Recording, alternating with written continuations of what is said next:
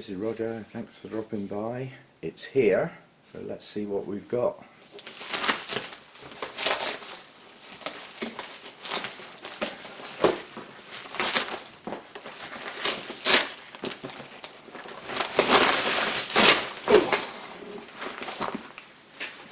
Dustbin rubbish.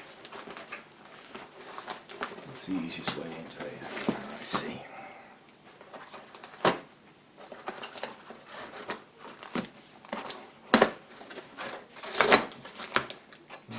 I've been approached via an email this morning by a company that wants to send me another LED light to trial.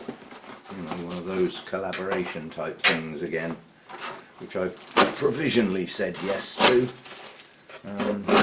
We'll see how that goes. It's the more, what I call more traditional LED light, you know, a panel with lots of little lights on.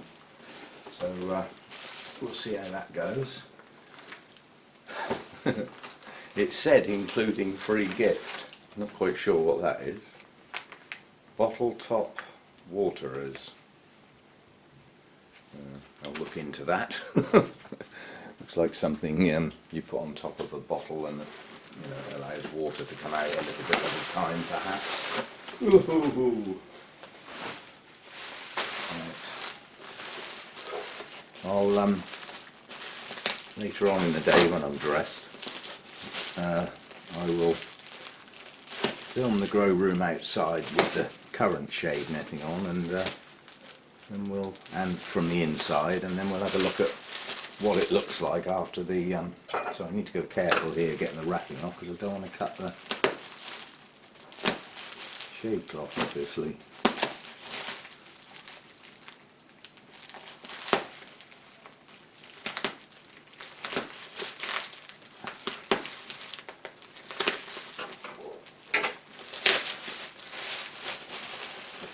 Bought this as one huge piece. The idea is that it will go along the one side, round the corner and along the other side, rather than having two separate pieces. Right, well this is it. I think we might be looking at the inside of the netting at the moment. This is an enormous piece, obviously. It's 5 metres by... there we go. So that's the aluminium side, that's the reflective side, and the inside is white. Well, the idea of having the white on the inside, that's probably just how it happened rather than by design, is that the white on the inside allows the light on the inside to be reflected round. It's like the difference between having a dark wall and a white wall. Obviously the light is reflected away from it. So that's what we've got then, a shiny outside. Now, several people have asked about the shading value. It's actually 50%, which is the same as what I've got now. So in theory the light that comes through it shouldn't be any different. And this is slightly different in its construction because it's actually stripes. Whereas the other shade netting is sort of stripes, this way, but the pieces that go that way are actually sizable as well, whereas on this they're just tiny little threads. So that's what it looks like. Shiny outside to reflect the sun away, keep the heat out, and white on the inside. So it's going to make the grow room look a bit odd from outside, I think, as far as the neighbours are concerned, but they can get on their bikes. Nothing to do with them, what's in my garden. But it's going to look a bit space agey, isn't it, compared with the natural green that I've got out there now. Anyway, we'll have a look at the effect it has. Obviously I know my grow room, I'm in there every day and spend time out there, well, virtually every day. So I know what the feel of the place is like as far as the light is concerned, so I should be able to tell. Yeah, I'm quite pleased with that. It's relatively expensive, but if it does the job, it's actually saved me an awful lot of money because the alternatives were a lot more expensive and would have had running costs. Things like swamp coolers, aircon units, all those sorts of things have a running cost. They use power. This is a one-off cost, and it should last for years and years, as the shade netting I've got does. That shade netting was bought when I originally converted the conservatory into the grow space, and it's been perfectly good ever since. You know, it's not showing any signs of deterioration or anything, so hopefully this will last as well, and we'll have a look at it once it's up. So as I usually say, I'll be back. What you doing then? Hey, what you doing then?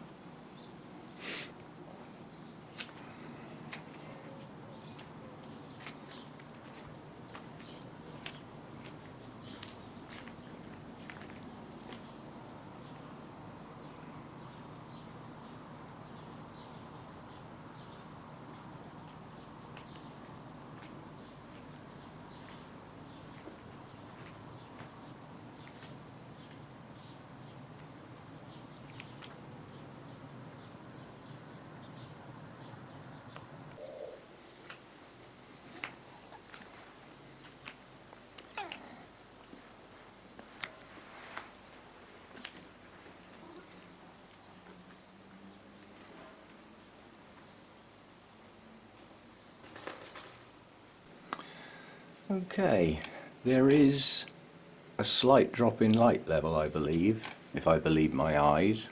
I'll put up with that. That's less important. Effectively, the old shade netting was classed as 50%, and so is this. But it does look slightly less. I mean, obviously there's been no change up in the roof, the same shade netting's up there. The test will be, you know, the next bright sunny day when the sun gets round here on the grow room. And, you know, as I've said, if I can get just a 4 or 5 degree drop in temperature, I'll be over the moon. It'll be money well spent. While we're in here, that opened yesterday. So we got Miltonia Sunset back in the grow room, looking good. Always looks at its best when it's freshly opened. The veining and colour combinations are just at their best at that point. There's actually more buds to come, obviously. There's a second spike tucked away down in there as well, getting buried in the greenery. But I've been rearranging plants actually, because there's quite a few plants with spikes on that I want here. We've got this one coming, the Catatanti, and my Oncidium varicosum, although it's not called that anymore.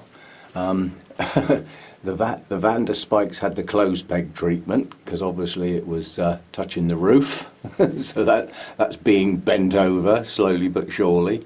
Once the buds start to swell and the blooms start to open, the sheer weight of the blooms will pull that spike down away from the roof.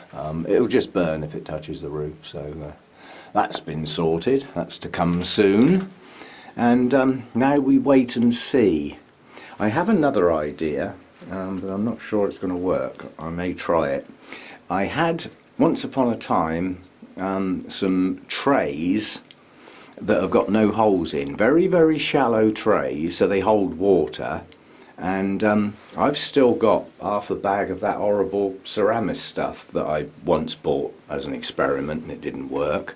And I thought if I put a couple of those trays down there with the Ceramis in, they'll hold water and the Ceramis wicks, and it should provide some evaporation in front of that air inlet, which might help some with cooling, although I don't know how much of an effect that would have in a place this size. But you know, the air coming in will evaporate the water off of those trays full of water, and it could help with a bit of cooling, and obviously it'll help humidify the air that's coming in. So I'm going to try that later on when I can bury into the shed and find the trays, and we'll have a go at that.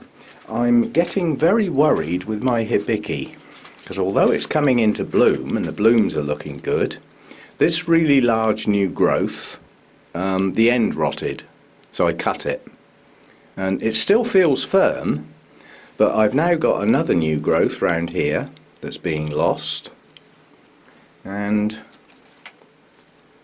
this one round here has dropped its leaves. So it's keeping leaves on the oldest canes. I mean, this new growth and this one don't look too bad. But yeah, I've had a couple of new growths fail on this for one reason or another. I'm wondering whether, I mean, one of its parents, I believe, is, no, this new growth's gone as well. One of its parents is Victoria Regina, I believe, which is a cool grower, quite a cool grower. And I'm just wondering, this is in a different place to where we had it last year, and I'm just wondering whether it's just a fraction too warm. Last year it was up here, so it was in full view, and that's right in the line of fire of the two circulating fans. So I think I might shuffle a few things around and get Hibiki back up there. In the main, a lot of these up here are cooler growers. Some of them are just up there because there was a bit of space, but my mounted Cuthbertsonii types are up here. My Victoria Regina's up there, wherever it is, looking very sorry for itself. And this thing, which I can never remember the name of, which looks like, these are definitely buds coming on that, I think. Well, that looks like it's going to bloom, but that's a cool grower as well. That's a montane forest plant, so anything that comes from the cloud forests, you can virtually guarantee it likes flipping good airflow, very high humidity, and doesn't need a lot of light, and it needs to stay cool. It's just, that's what that environment's all about. So I might have to have a shuffle around and move some things around. But that Hibiki's looking quite sorry for itself at the moment as a plant. So I have to work on that. At one point I thought I had spider mites, but the treatment was done whether I had them or not. And I would get a stain on my thumb if there were spider mites there. So I don't think it's spider mites, but it's not happy. Nonetheless, it's blooming.